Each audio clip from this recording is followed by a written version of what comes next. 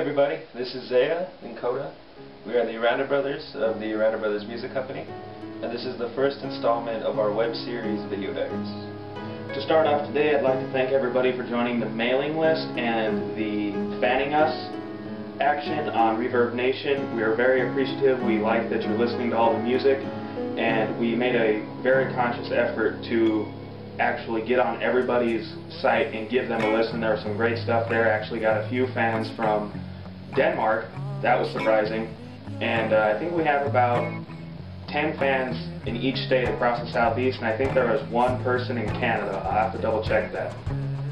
If you guys have any questions or like to say something to us or like to ask us something, shoot us a message or a comment, and I personally will be fielding those messages. You'll see that the comments are signed Zaya.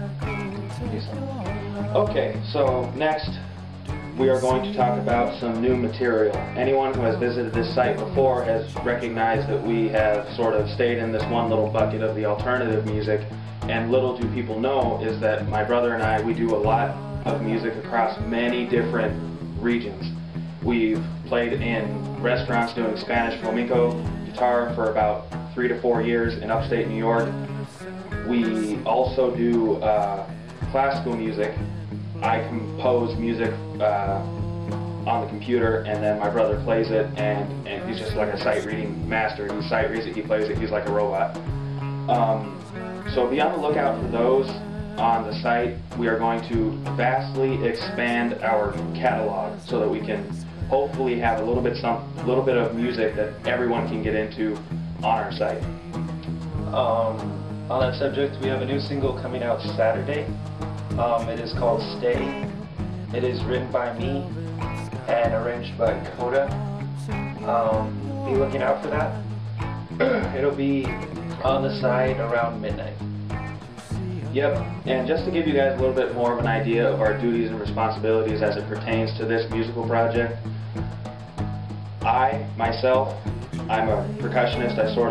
I make the rounds on all the instruments, but as it pertains to this musical endeavor, I play drum set, piano, I compose a little bit of the music. My brother takes the vast responsibility for writing guitar parts and lyrics. All I do is arrange it and put what works better in what order. All the guitar parts are his. I add a little bit here and there, just a little coat of sprinkling of whatever. And Zaya, why don't you tell them what your duties and responsibilities are? Like you said, I play guitar on the records. Mainly I'll come up with a guitar part, and then that'll turn into a line or two of lyrics, and then I'll present that idea to Coda. He'll approve it or disapprove it, then we'll figure it out from there. And basically I write the lyrics, the guitar parts, and the bass lines. He plays the piano parts, he plays the drum parts, and he arranges and mixes all the songs. And if I can, I try to add a vocal melody, but you know, I'm not a singer. I can sing, I can hit a note, but it's by no means my forte. It's kind of like if you dipped a cat in a bathtub.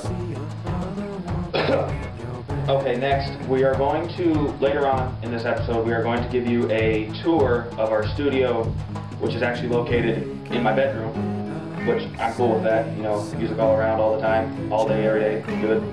So we're going to give you a brief description of some of the equipment we use, and what we used on what songs, and how we used them. Yep, so we're just going to give you a little tour, show you our workspace and where the ideas come from. And we're also going to be showing you a music video that we did quite a while back. It's called FFPR, and I think that stands for Fee Fi Pajamarama Ding Dong or something. Fee Fi Pajamarama. So it's a music video that you got to take with a grain of salt because it's not meant to be taken seriously. It's not a serious piece of music. It was originally a sound check that we turned into a funk song. So take it with that thinking. You know, it's meant to be fun. It's not meant to be serious. So watch it with that in mind. Yeah, what he said. Okay, and then we are planning a private web concert, which we will dive back into the flamenco music that we played in upstate New York.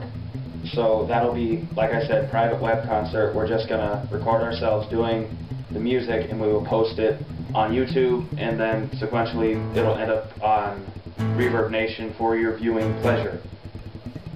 To our fans and the people we know in New York who have been involved in this site, it'll be a lot of the stuff you've heard, along with about 3 or 4 that you've never heard, and for everybody else, you've never seen the side of us before, so we're kind of excited about that.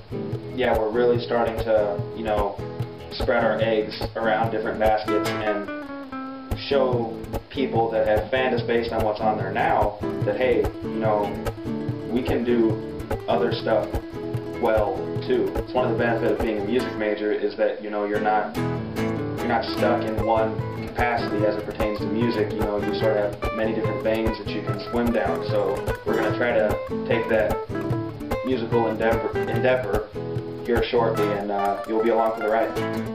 Thank you.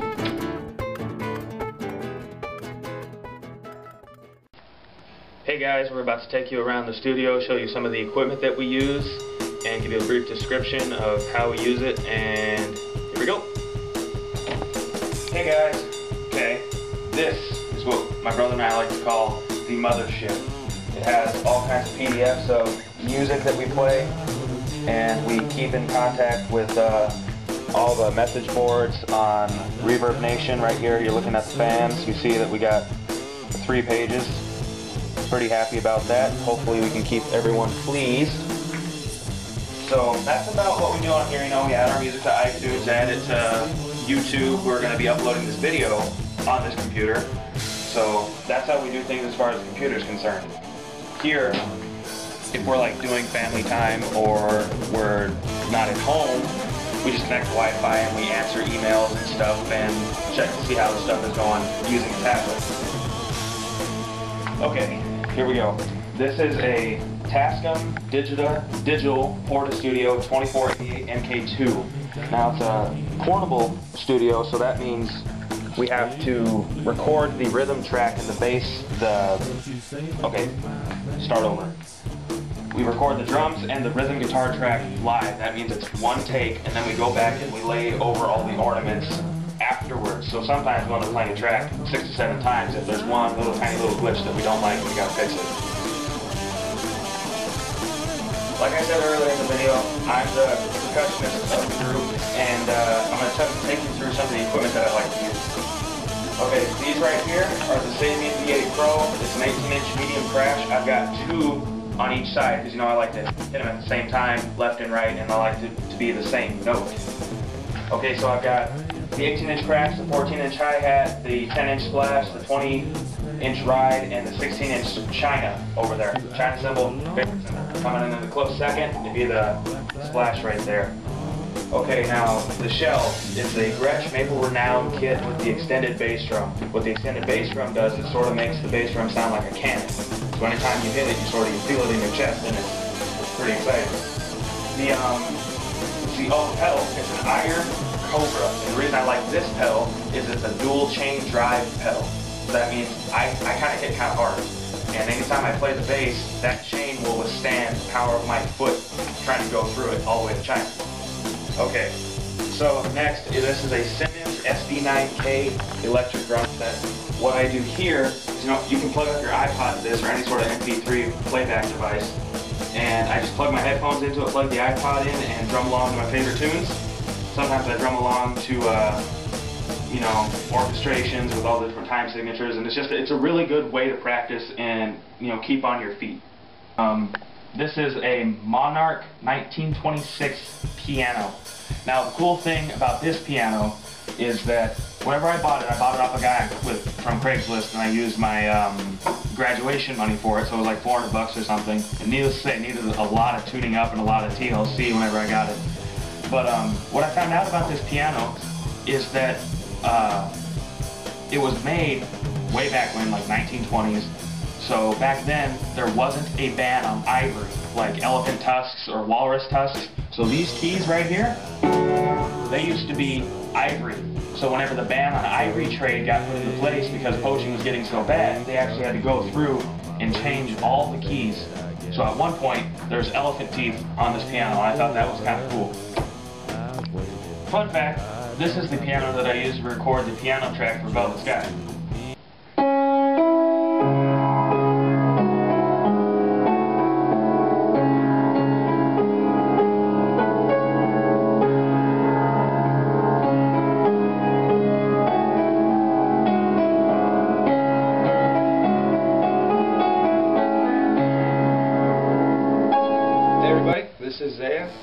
take you on a tour of some of the guitars that were used on Mortars and Memoirs, and some of the music that you're going to hear in the next month or so. So this is a 2013 Les Paul Phantom. This was used on a lot of the songs on the new album, such as DOC and Asylum Blues. This is Ibanez Coolwood. This was used to write Velvet Sky, the guitar part of Velvet Sky, and used to write Stay, which is the song you'll be hearing on Saturday. Okay. This is my brother's flamenco Yamaha. It has percussion plates because he likes to basically drum on his guitar. This is a custom flamenco guitar from Albuquerque, New Mexico, made by Pimentel & Son. This is my Chord semi-hollow body named Jesse. It was used to record and write Black Flag. Okay, this is a very old Ibanez Geo. Now, if people know the Aranda brothers from the past, they know that we were in a punk band for quite a while, and this was the guitar I used. It's seen a lot of wars. As you can see, you see like the belt scuffs and the crack in the neck and all this. It's got Seymour Duncan's. Got a lot of issues, but there's a lot of love there. Okay, so moving on. This is the Fender Squier bass. It's a jazz bass. It's the one we use for all the songs on the new record. Basically because it's the only one we have. Whatever. Okay. This one was an early baby of mine. It's got Seymour Duncan pickups. It's a Fender Squier Tom Morello Rage Stratocaster. It has the kill switch. It's got the whammy tremolo tuner. Beautiful. We got a big crack. Seen a lot of shows. But, love. Okay, so this is a tribute 1962 Epiphone Wildcat. I use it to write a lot of the songs you guys are going to be hearing in a little bit. I wrote the guitar line to DOC on this guitar. This is my brother's Ibanez Destroyer. This is actually a guitar that is actually not being made anymore, so it's super rare, priceless, little road wear, a lot of character, sounds crazy good. It was used for the primary guitar parts on Black Flag.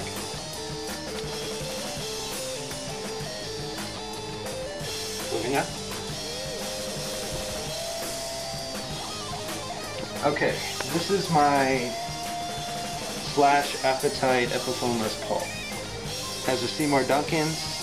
It has a Kua finish. The wood this guitar was made from is actually, you can't buy that wood anymore because it was taken out of the Gibson warehouse. But you can see that right there. Got the glow-in-the-dark tuning pegs. Pretty sweet. Okay. Now this is the guitar. It's kind of a fluke of the universe. Fender Strat, obviously. You got the Sunburst, V-neck, Mother of Pearl. It's my baby. The guitar used to record Where You At was this one. Now in the back here was my brother's first guitar.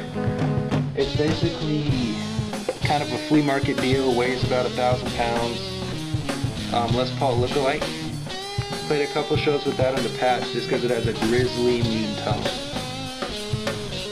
Les Paul. Okay, this is a Yamaha keyboard my brother bought. If my brother is off at college or something and I come up with a guitar riff, I'll basically use this as a click track because it has a built-in drum machine to practice with.